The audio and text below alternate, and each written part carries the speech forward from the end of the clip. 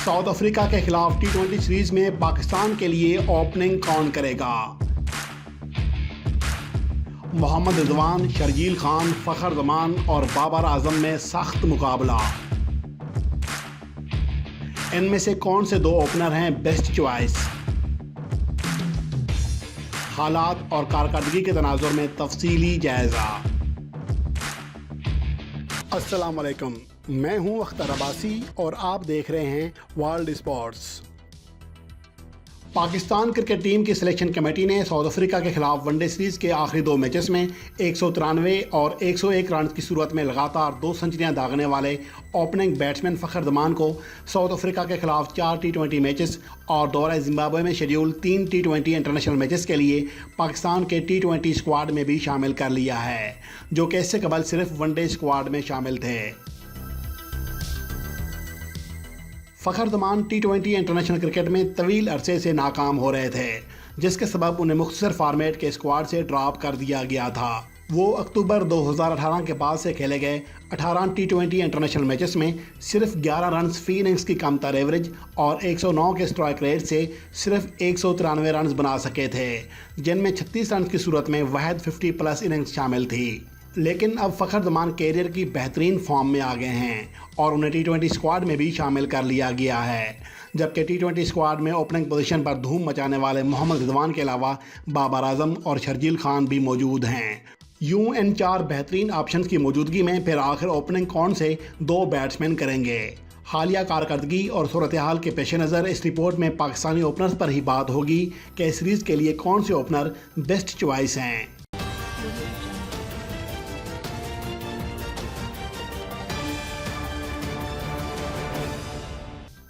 सबसे पहले बात करते हैं ऑप्शन नंबर 1 मोहम्मद रिजवान की, जिन्होंने टी20 फॉर्मेट में ओपनिंग पोजीशन पर ऐसी कारकर्दगी दिखाई है कि क्रिकेट हल्के हैरान हैं। जिन्होंने इस कारकर्दगी का आगाज गुज़िश्ता दौरा न्यूजीलैंड में खेले गए आखिरी टी20 इंटरनेशनल मैच में 89 रन की धुआंधार और फतह गर इनिंग्स खेल कर किया था, जिसके बाद साउथ अफ्रीका के खिलाफ होम सीरीज का आगाज 104 रन की नाकाबिल शिकस्त इनिंग्स के साथ किया, जिसके सबब वो पाकिस्तानी तारीख में टी20 इंटरनेशनल सेंचुरी बनाने वाले महज दूसरे और पाकिस्तान के पहले विकेट कीपर बैट्समैन बन गए। इसके बाद अगले 2 मैचेस में 51 और 42 रन की उम्दा इनिंग्स खेलने में भी वो कामयाब रहे।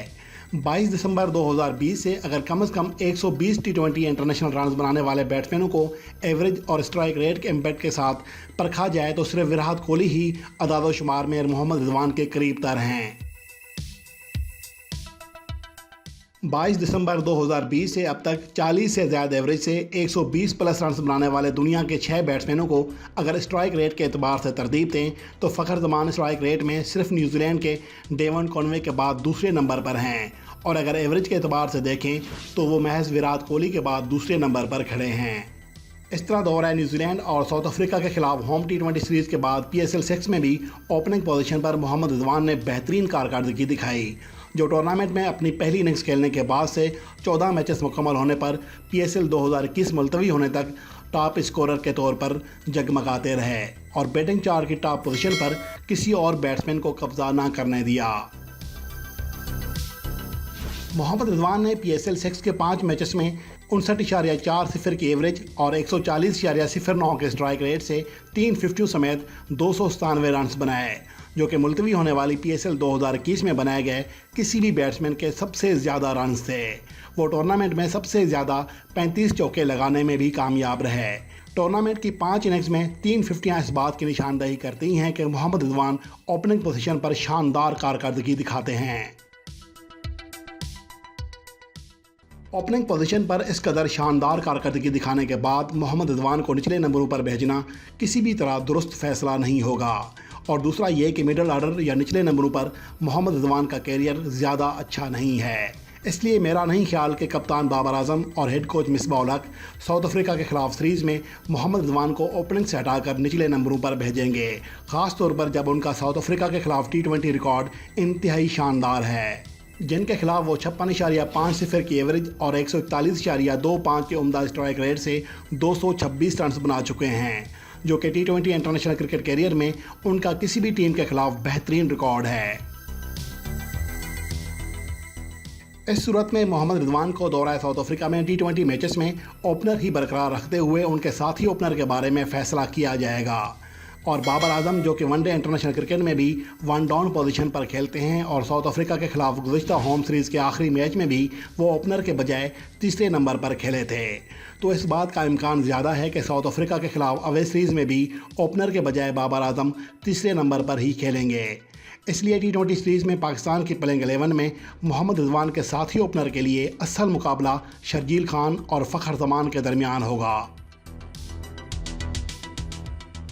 हालिया पाक अफ्रीका वनडे सीरीज़ में फ़खर जमान की back to back record century से कबल प्लेइंग 11 का जायज़ा लेते तो शर्जील खान बिला शक व शुबा पाकिस्तान की T20 प्लेइंग 11 में मोहम्मद रिजवान के साथी ओपनर के तौर पर फेवरेट थे। लेकिन फ़खर जमान की हालिया शानदार कारकर्दगी और उन्हें T20 स्क्वाड में शामिल किए जाने के बाद सूरत हाल यकसर बदल गई है। फ़खर जमान ना सिर्फ हालिया वनडे सीरीज़ में बेहतरीन कारकर्दगी दिखाने में कामयाब रहे हैं, बल्कि वो गुज़िश्ता नेशनल T20 कप के भी टॉप स्कोरर थे। और इसके अलावा वो PSL 6 मुलतवी होने तक टूर्नामेंट में 143 से ज़्यादा स्ट्राइक रेट के साथ 63 रन फी इनिंग्स की उम्दा एवरेज से 189 रन बनाकर बैटिंग चार्ट पर चौथे नंबर पर मौजूद थे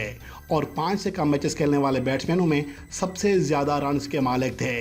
और उन्होंने गो के शर्जील खान से कम स्ट्राइक रेट से रन्स बनाए, मगर एवरेज में वो शर्जील खान और मोहम्मद रिजवान दोनों ही से बेहतर थे।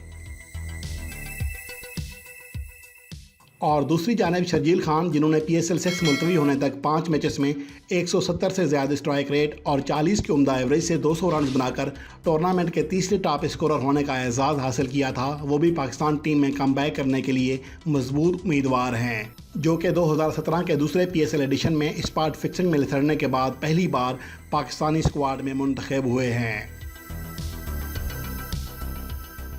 यूँ मोहम्मद रिजवान के साथी ओपनर के लिए फ़खर जमान और शर्जील खान में मुकाबला सख्त, और इनमें से किसी एक ओपनर का चुनाव करना यकीनन कप्तान बाबर आजम और हेड कोच मिसबाह उल हक के लिए निहायत ही मुश्किल फ़ैसला होगा। अब देखना यह है कि टीम मैनेजमेंट इनमें से किस ओपनर को मुंतखब करती है, और ये बात भी खारिज अज़ इम्कान नहीं है कि टीम मैनेजमेंट शायद मोहम्मद रिजवान को मिडल ऑर्डर में खिलाने का फ़ैसला करके शर्जील खान और फ़खर जमान ही को ओपनर भेज दे।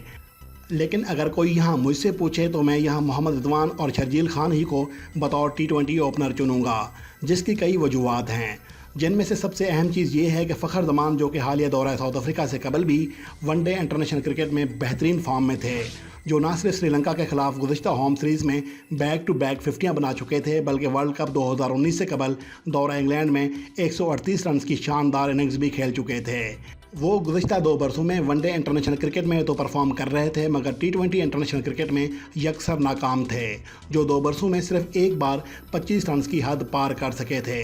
जिसके सबब आखिरी 18 T20 इंटरनेशनल मैचेस में वो सिर्फ 11 की एवरेज और 107 के कम तर स्ट्राइक रेट से सिर्फ 193 रन बना सके थे। दूसरी अहम बात यह है कि फ़खर जमान को क्रीज पर सेट होने के लिए कदरे वक्त दरकार होता है, और वो आते ही हरीफ बॉलर्स पर हमला आवर नहीं हो पाते,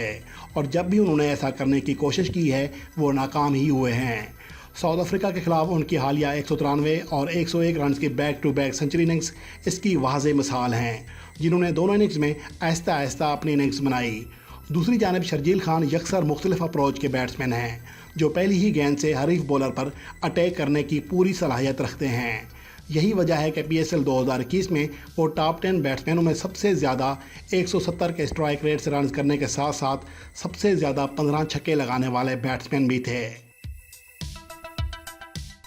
इसलिए बेहतर फ़ैसला यही होगा कि ओपनिंग पोजीशन पर मोहम्मद रिजवान और शर्जील खान ही को खिलाया जाए, और अगर खुदा न खास्ता इनमें से किसी एक ओपनर की नाकामी की सूरत में ही फ़खर जमान को उनकी जगह T20 प्लेइंग 11 में मौका दिया जाए। इस हवाले से नाज़रीन क्या सोचते हैं वो कमेंट सेक्शन में अपनी राय का इजहार कर सकते हैं।